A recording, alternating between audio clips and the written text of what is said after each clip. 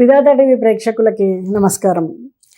మహాకుంభమేళ మనం ఎక్కడ చూసినా వినిపిస్తుంది ఈ మాట.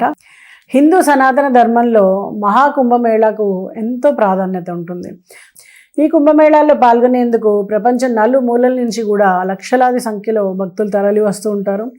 దీనికంటే ముందు ప్రతి 4 సంవత్సరాలకు ఒకసారి కుంభమేళ జరుగుతుంటుంది. అర్ధ కుంభమేళాను ప్రతి 6 నెలలకు ఒకసారి హరిద్వార్లో కానీ ప్రయాగ్రాజ్లో కానీ నిర్వహిస్తూ ఉంటారు.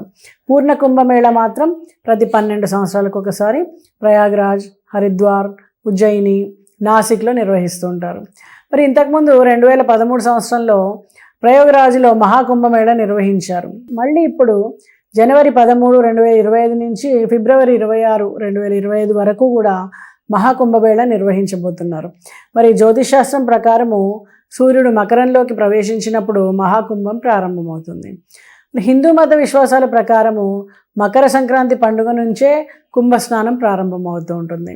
మరి ఈ సందర్భంగా కుంభమేళ ఎందుకు నిర్వహిస్తారు, దీని ప్రాముఖ్యతలు ఏంటి, మరి కుంభమేళ చరిత్ర రహస్యాల గురించినటువంటి ఆసక్తికరమైనటువంటి విశేషాలను కూడా మనం ఈ వీడియోలో తెలుసుకుందాం. కుంభమేళ స్నానానికి దాదాపు 850 ఏళ్లకి పైగా చరిత్ర ఉంది.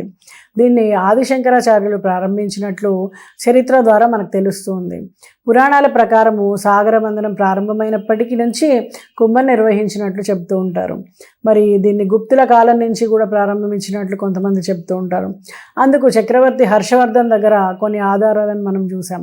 వీటి తర్వాత ఆదిశంకరాచార్యులు, ఆయన శిష్యులు, సన్యాసులు అఘోరాలకు సంగం ఒడ్డున రాజస్నానానికి ఏర్పాట్లు చేశారనమాట. ఇక్కడ స్నానం చేయడం వలన మోక్షం పొందుతారని చాలామంది నమ్ముతూ ఉంటారు. అందుకే లక్షల సంఖ్యలో భక్తులు తరలి వస్తూ ఉంటారు. హిందూ పురాణాల ప్రకారము దేవతలు, రాక్షసులు కలిసి సాగరబంధనం చేశారు. మరి ఈ సమయంలో అనేక రత్నాలు, అప్సరసలు, జంతువులు, విషము, అమృతము వంటివన్నీ కూడా బయటకు వచ్చాయి. అయితే అమృతం విషయంలో దేవతలు, రాక్షసుల మధ్య వివాదం తలెత్తుతుంది. ఈ సమయంలో కొన్ని అమృతపు చుక్కలు భూమిపై పడి అవి ఎక్కడ పడితే అక్కడ కుంభం నిర్వహిస్తూ ఉంటారన్నమాట. ప్రయాగ, నాసిక్, హరిద్వార్, ఉజ్జయినిల్లో అమృత చుక్కలు పడ్డాయని మన పురాణాల్లో పేర్కొనడం జరిగింది. అమృతం కోసం జరిగినటువంటి పోరాటము చంద్రుడు అమృతాన్ని ప్రవహించకుండా కాపాడాడు, గురువు కలశంలో దాచాడు, సూర్యదేవుడు కలశాన్ని పగిలిపోకుండా కాపాడాడు, శనిదేవుడు ఇంద్రుని కోపం నుంచి రక్షించాడు. అందుకే ఈ గ్రహాలు కలిసిన ప్రతి సమయంలో మహాకుంభం నిర్వహించబడుతూ ఉంటుంది.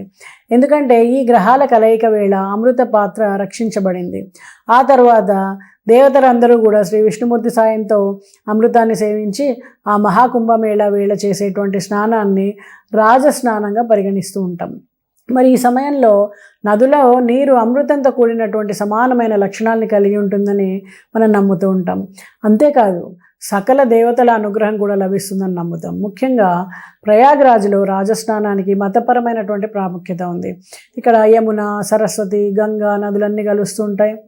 మరి వేద జ్యోతిషం ప్రకారము బృహస్పతి ఒక రాశిలో 1 ఏడాది పాటు నివాసం ఉండి 12 రాశుల మీద కూడా ప్రవేశించడానికి మనకి 12 సంవత్సరాల సమయం పడుతూ ఉంటుంది. అందుకే 12 సంవత్సరాలకు ఒకసారి పవిత్ర స్థలాల్లో కుంభమేళ నిర్వహిస్తూ ఉంటారు. అదేవిధంగా ప్రతి 3 సంవత్సరాలకు ఒకసారి వివిధ ప్రదేశాల్లో ఉత్సవాలను నిర్వహిస్తూ ఉంటారు అన్నమాట. కుంభంలో బృహస్పతి, మేషంలో సూర్యుడు ఉన్నప్పుడు హరిద్వార్లో కుంభమేళ ప్రారంభమవుతూ ఉంటుంది. ఇదిలా ఉంటే మన హిందూ గ్రంథాల ప్రకారము భూలోకంలో 1 ఏడాది దేవతలకు 1 రోజుతో సమానం. దీని ప్రకారము దేవతలు, రాక్షసుల మధ్య 12 ఏళ్ల పాటు యుద్ధం జరిగింది. అందుకే 12 సంవత్సరాలకు ఒకసారి కుంభమేళ నిర్వహించబడుతుంది. మరి దేవతలకు 12 సంవత్సరాలు అయితే భూలోకంలో 114 సంవత్సరాలకు సమానం. అందుకే ఈ సమయంలో భూమిపైన మహాకుంభమేళ కార్యక్రమాన్ని నిర్వహిస్తూ ఉంటారు.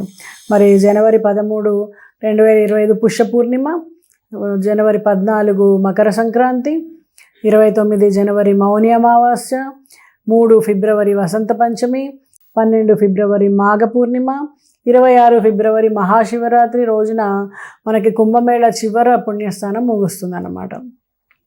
మరి 114 ఏళ్లకోసారి నిర్వహించేటువంటి మహాకుంభమేళా ప్రత్యేకతలు ప్రయాగరాజ్లోనే ఎందుకు చేస్తారు?